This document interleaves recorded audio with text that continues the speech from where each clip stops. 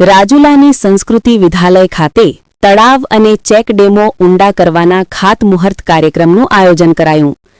ધારાસભ્ય હીરાભાઈ સોલંકીનું નાની બાળાઓ દ્વારા સામૈયા કરી ફૂલોથી કરાયું સ્વાગત.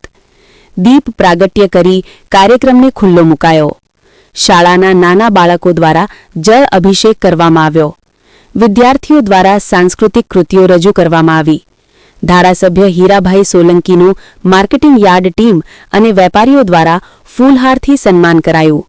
રાજુલા શહેરમાં 45 ગામોના નાના મોટા તળાવો અને ચેક ડેમો ઊંડા ઉતારવાનું ધારાસભ્ય હીરાભાઈ સોલંકીના હસ્તે ખાતમુહૂર્ત કરવામાં આવ્યું. સ્વ ખોડાબાપા એજ્યુકેશન ટ્રસ્ટ અને શિવશક્તિ પબ્લિક રાજુલા દ્વારા કરાયું હતું આયોજન. ભાજપના આગેવાનો, કાર્યકર્તાઓ, સરપંચો સહિત મોટી સંખ્યામાં લોકો ઉપસ્થિત રહ્યા. રિપોર્ટર મનીષ મહેતા, રાજુલા.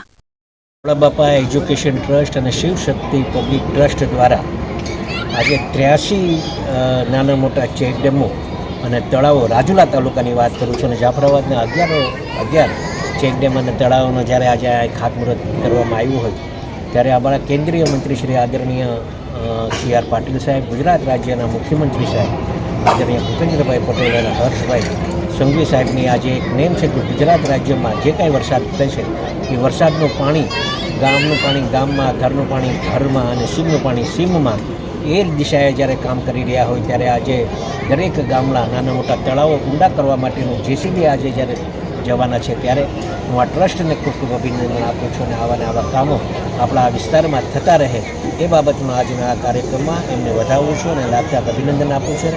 સરસ રીતે કામ થાય અને તળાવો, ચેકડેમો ઊંડા થાય અને પાણીનો સંગ્રહ ખૂબ થાય, એ ખેડૂતો માટે અને પીવાના પાણી માટેનો ઉપયોગ થાય એ માટેનો આજના કાર્યક્રમમાં જ્યારે આવ્યો છું ત્યારે આ બે ટ્રસ્ટ અને અધિકારીગણને બી ખૂબ ખૂબ અભિનંદન આપું છું કે આવા કાર્ય કરતા રહો.